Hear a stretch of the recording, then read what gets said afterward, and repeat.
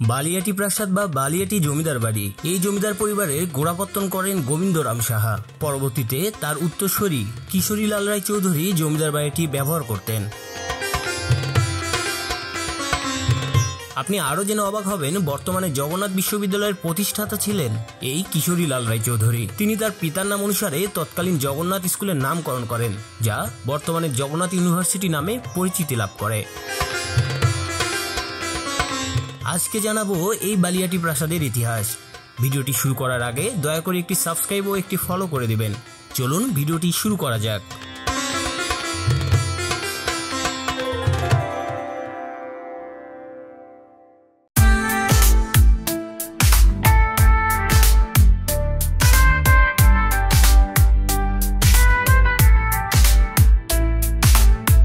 আসসালামু আলাইকুম। ফাইনালি আমি এখন আছি ওল্ড বাস স্ট্যান্ড মির্জাপুরে। তো বালিয়াটি জমিদার বাড়ি যেতে হলে আপনাদের এই জায়গাটা থেকে সিএনজি করে যেতে হবে। আর মূলত এখান জায়গাতে যদি সিএনজি করে যান 60 টাকা করে হচ্ছে সিএনজি ভাড়া। আপনি রিজার্ভ ছাড়া যেতে পারবেন, যে 5 জন হওয়ার পরে এখান থেকে সরাসরি বালিয়ার উদ্দেশ্যে রওনা দেয়। তো আমাদের গন্তব্যস্থল ছিল গাজীপুর থেকে আমরা একটা ভুল করছি, সেটা হচ্ছে আমরা ভেঙে আসছি।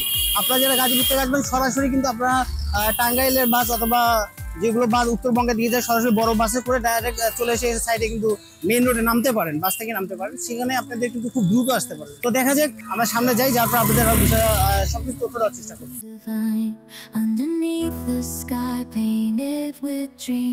ও আপনাদের একটা কথা তো বলাই হলো না, আমরা কিন্তু বালাটিয়া জমিদার বাড়িতে দ্বিতীয় দিন যাচ্ছি। প্রথম দিন গিয়ে আমরা ঢুকতে পারিনি, কারণ বালাটিয়া জমিদার বাড়ি সকাল 9টা থেকে বিকাল 5টা পর্যন্ত দর্শনার্থীদের জন্য খোলা থাকে। আর আমরা বিকাল 5টার পরে গিয়েছিলাম বিধায় আমরা ভিতরে প্রবেশ করতে পারিনি।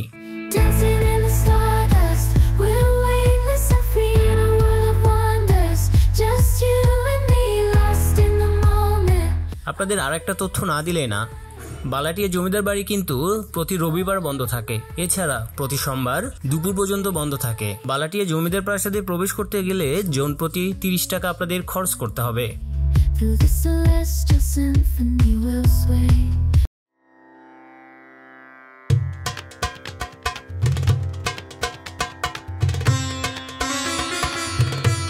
বালিয়াটি জমিদার বাড়ি দেখতে হলে আপনাকে যেতে হবে মানিকগঞ্জ জেলা থেকে প্রায় 8 কিলোমিটার দূরে সাটুরিয়া উপজেলার বালিহাটি গ্রামে।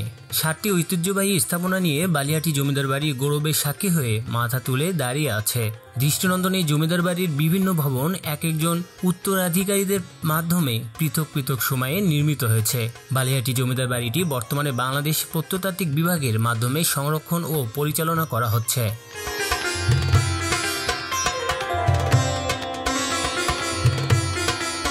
আর জমিদার বাড়ির কেন্দ্রীয় ব্লকে রংমহল খ্যাত ভবনে জাদুঘর গড়ে তোলা হয়েছে।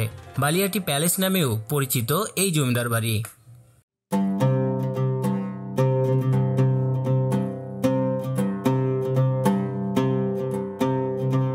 প্রায় 19 শতকে নির্মিত ঐতিহ্যবাহী প্রাসাদের চত্বরটি প্রায় 16,554 বর্গমিটার এলাকা জুড়ে অবস্থিত। জমিদার বাড়ির প্রবেশ ফটকের দুই পাশে স্থাপিত রয়েছে 2টি সিংহের মূর্তি। সমস্ত জমিদার চত্বর উঁচু প্রাচীর দিয়ে ঘেরা।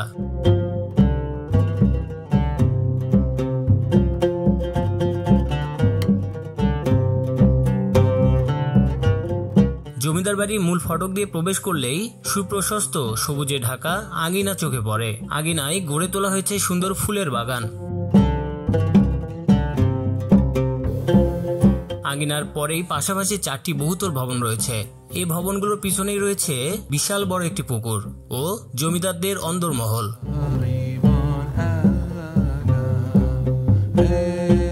প্রাসাদের কক্ষ সংখ্যা প্রায় 200টি এবং প্রতিটি কক্ষেই সুনিপুণ কারুকাজ লক্ষ্য করা যায়। চুন, সুরকি, লোহার পাত আর কাদামাটিতে নির্মিত ভবনগুলোর প্রতিটি দেয়াল প্রায় 20 ইঞ্চি পুরো। অন্যান্য নির্মাণ কৌশল আর কারুকাজপূর্ণ বালিয়াটি জমিদার বাড়ি তৎকালীন জমিদারদের আভিজাত্যকে ফুটিয়ে তোলে।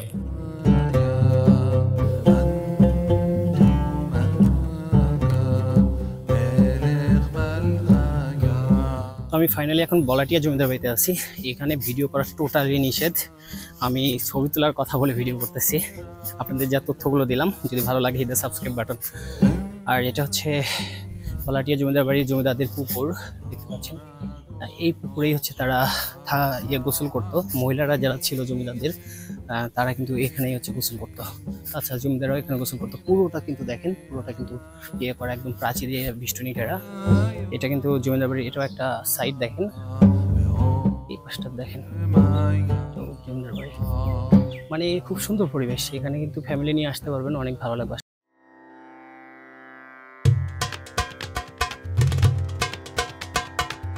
গোবিন্দ রাম শাহ বালিয়াটি জমিদার পরিবারের গোড়াপত্তন করেন। 18 শতকের মাঝামাঝি সময়ে তিনি লবণের বণিক ছিলেন।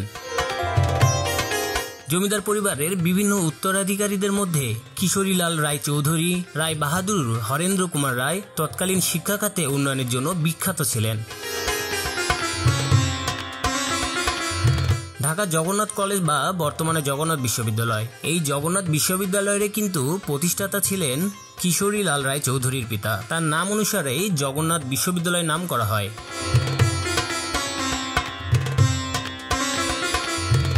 মূলত এই ছিল হচ্ছে বালিয়াটি জমিদার বাড়ির প্রসঙ্গ। আপনারা যদি বালিয়াটি জমিদার বাড়িতে আসেন তাহলে অবশ্যই আসতে পারেন, বাট বালিয়াটি জমিদার বাড়ির ভিতরে যে জাদুঘরটা আছে, জাদুঘরের ভিতরে সম্পূর্ণভাবে ক্যামেরা বা মোবাইল সম্পূর্ণ নিষেধ। এই পুকুরেই হচ্ছে মানে পাড়া প্রতিবেশী তারা গোসল টোসল করতো, কিন্তু জমিদারদের যে পুকুরটা ছিল ভিতরে, সেটাতে জমিদারের শুধু পরিবারেরা যারা থাকতো তারা গোসল করতো। তো আজকে বালিয়াটি জমিদার বাড়ি থেকে বিদায় নিচ্ছি। সবাই ভালো থাকবেন, সুস্থ থাকবেন। আসসালামু আলাইকুম।